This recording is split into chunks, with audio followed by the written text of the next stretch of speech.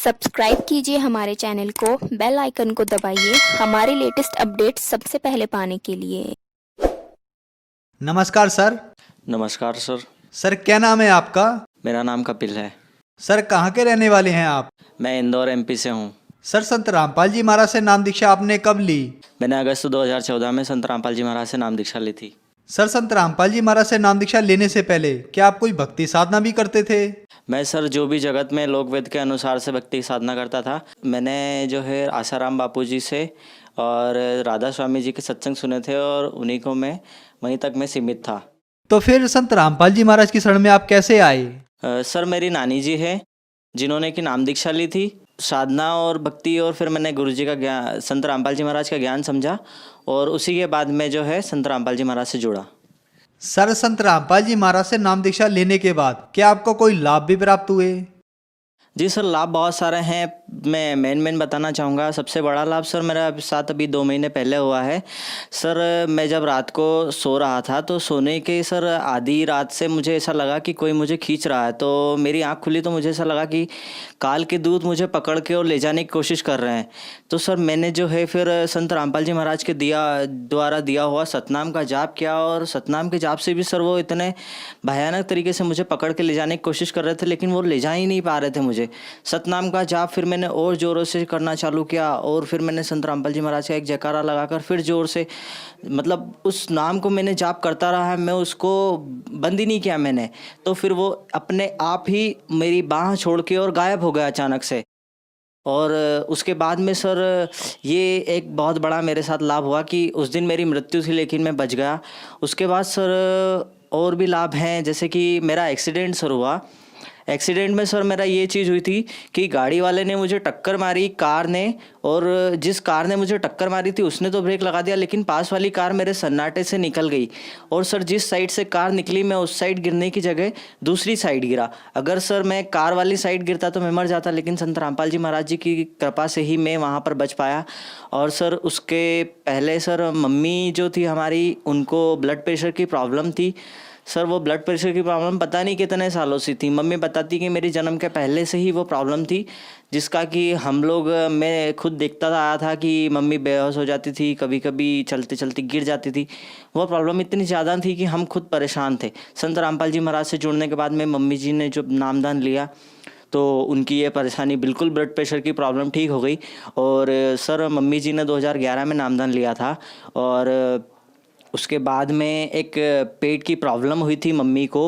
Mummy ने सभी डॉक्टरों से उसका इलाज करवाया, गवर्नमेंट में भी प्राइवेट में भी, लेकिन सभी लोगों का कहना था कि ये ऑपरेशन अगर होगा तो इसकी कोई गारंटी नहीं है ये सक्सेसफुल होगा या नहीं। और 99% डॉक्टर यही कहते थे कि ये सक्सेसफुल नहीं हो पाएगा, आप मत करवाइए, आपको ब्लड की कमी है और ब्लड प्रेशर भी है, ये भी है, पुरानी रिपोर्ट बता के। लेकिन जब मम्मी बोलती थी कि अब मुझे ये कोई भी प्रॉब्लम नहीं है और ये भी ठीक हो जाएगी गुरु जी की दया, संत रामपाल जी महाराज की दया से। लेकिन मम्मी जी ने संत रामपाल जी महाराज से प्रार्थना लगाई दंडवत प्रणाम करके, और आज मेरी मम्मी बिल्कुल स्वस्थ है। इसके अलावा सर मेरी सिस्टर है, उनको जो है भूत प्रेत की बाधा थी और बाहरी प्रॉब्लम बहुत सारी थी, जो कि उनके परिवार के लिए भी बहुत घातक सिद्ध हो रही थी। उनका जो शादी हुई थी, शादी के बाद से भी वहाँ भी लड़ाई झगड़ा चलते ही आ रहा था।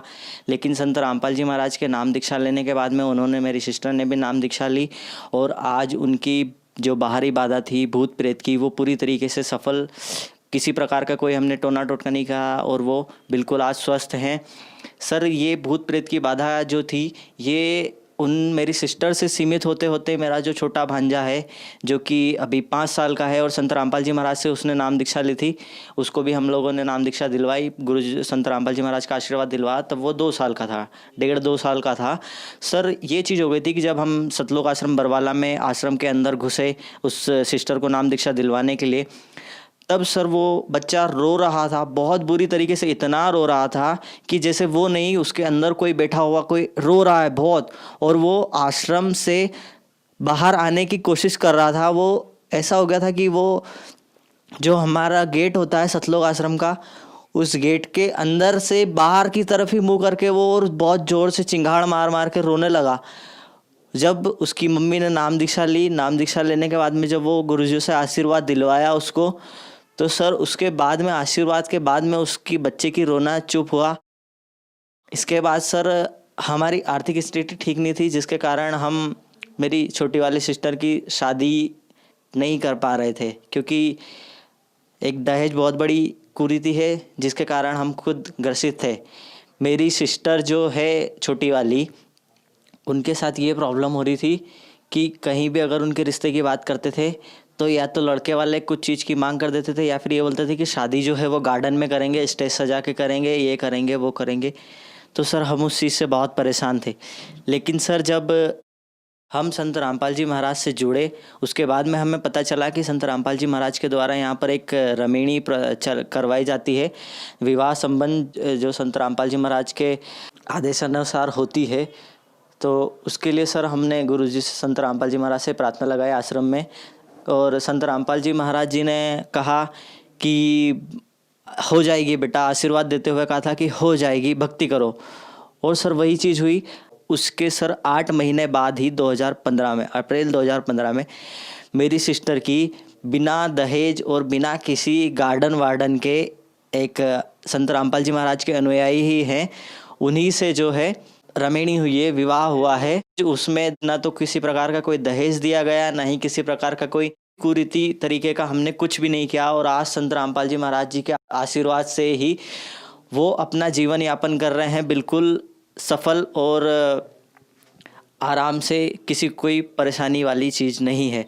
इसके अलावा सर मेरे साथ जो एक चीज़ और हुई थी, 2014 में ही जब मैंने संत रामपाल जी महाराज से नाम दीक्षा नहीं ली थी, उसके पहले मैंने एक कॉलेज में एडमिशन लिया था। कॉलेज में एडमिशन लेने के बाद में सर पता नहीं मुझे क्या हुआ, मेरे पढ़ाई लिखाई में बिल्कुल मन नहीं लगने लगा और मैं गया ही नहीं वापस उस कॉलेज में।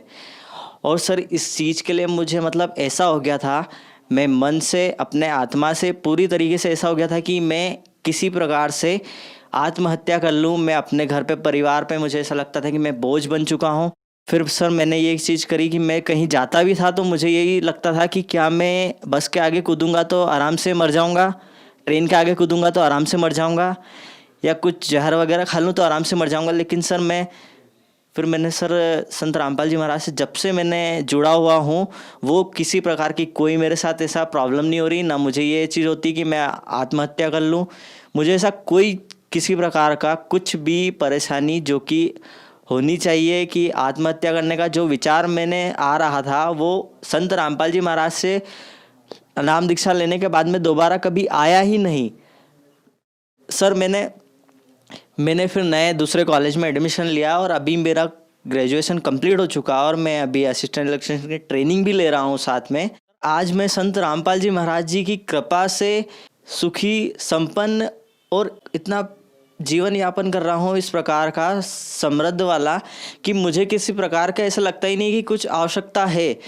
परमात्मा जी का, हमने संत रामपाल जी महाराज जी का हमने जब उपदेश लिया, उसके बाद से हमारी स्थिति ऐसी हो गई है कि हमें किसी प्रकार की कोई प्रॉब्लम की, ऐसा होता है कि प्रॉब्लम आती ज़रूर है लेकिन वो दिखाई देती, लेकिन वो कहाँ गायब हो जाती है संत रामपाल जी महाराज जी के आशीर्वाद से।